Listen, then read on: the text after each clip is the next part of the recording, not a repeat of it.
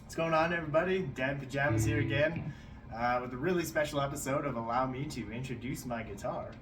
I say special because really, I would imagine every guitar player has like their favorite guitar and or most special one to them, and this is definitely that. I have this guitar, a picture of it tattooed on my shoulder. I just love it to death, right? So yeah, I don't know where to start here. I know it's been a long time since I posted a video, so all my loyal fans out there have been waiting real patiently and stuff. I get this one at you. I'll try coming on, putting out some more music ones of me jamming along the songs. I finally got the IKEA thing that I wanted and talked about in my video about my setup and about myself. So I have this thing. I have all the beautiful Guitar World magazines, vintage early 2000s Guitar World magazines. And anyway, let me keep talking about what I wanted to talk about in this video, which is my red ESP LTD M300. Right, so when I was a young lad, maybe 13, 14, and when I first started playing guitar, and I was taking lessons at the Guitar World at Northland Mall. They had a Guitar World there. What's the Guitar Works? That's the store. Yeah, that's how long it's been, right? But I was taking lessons there, and the guy played me like I didn't know what I wanted to learn. I didn't know what I wanted to play on guitar, and he showed me the intro riff to Enter Sandman. And I left that lesson, and I went right down to the Future Shop, down the hall of the mall, and I picked up the Black Album. And yeah, that album just changed my life, right?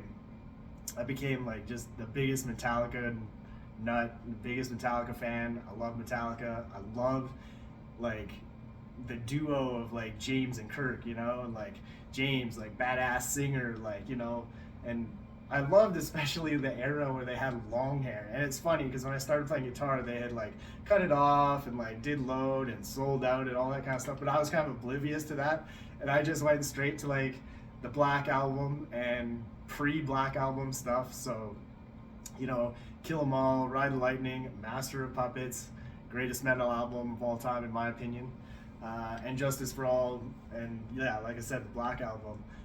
But really, I was really drawn to Kirk Hammett. I don't know why. I don't know what it was about him. His style, just everything about him, I just thought was like just the coolest.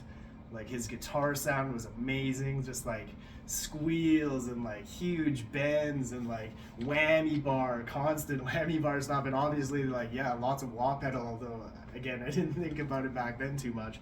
But like I'll never forget, like I think the moment that like made me want to like keep playing guitar forever was in the Cunning Stunts video, and it's at the end of For Whom the Bell Tolls, and there's a solo, and it's just Kirk, and it's all dark, and there's just lights on him, and he's doing this whole thing like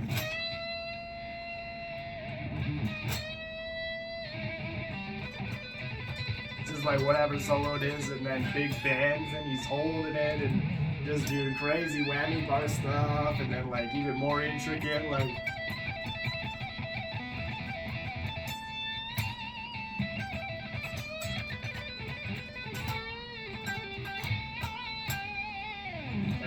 Like how Kurt does, and the way he stands, and the way he's holding the guitar, and like how it sounded, and I just thought it was the coolest looking thing in the world, and that's what inspired me to play, right?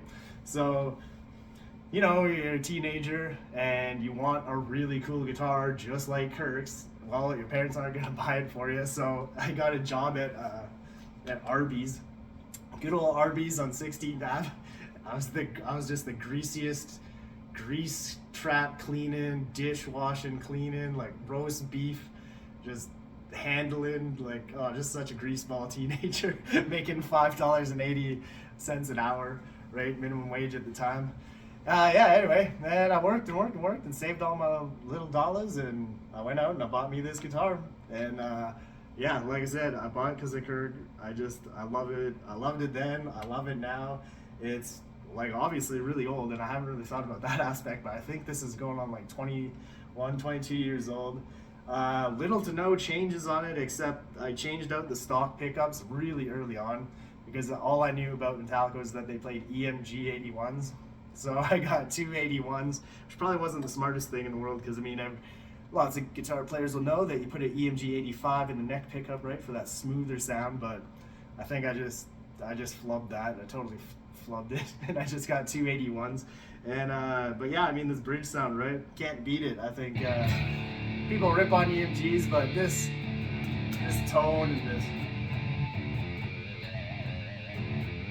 I just think it's like the ultimate metal guitar pickup, right? I don't really want. There's like not a whole lot of other specifics I can say about the guitar, other than I know it's a neck through, right? Like there's no bolt here, and I do really love that.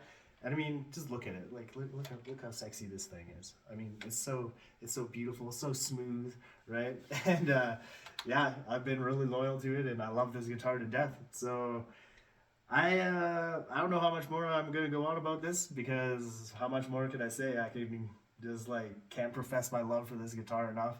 And it's tuned to drop D right now because Lamb of God is also a really cool heavy metal EMG ESP guitar playing band, and that was Hourglass is the riff I played in at the start of the video. You can't play that riff unless you're in drop D, so I set up for drop D, and that's kind of where it stays at right now, which is kind of sad because there's not really a lot of Metallica songs that play in drop D, so who knows. Should I tune it back down to standard? Should I just play Metallica songs on it? Let me know in the comments, right? And yeah, that'll be it for Dad in Pajamas. Keep on rocking.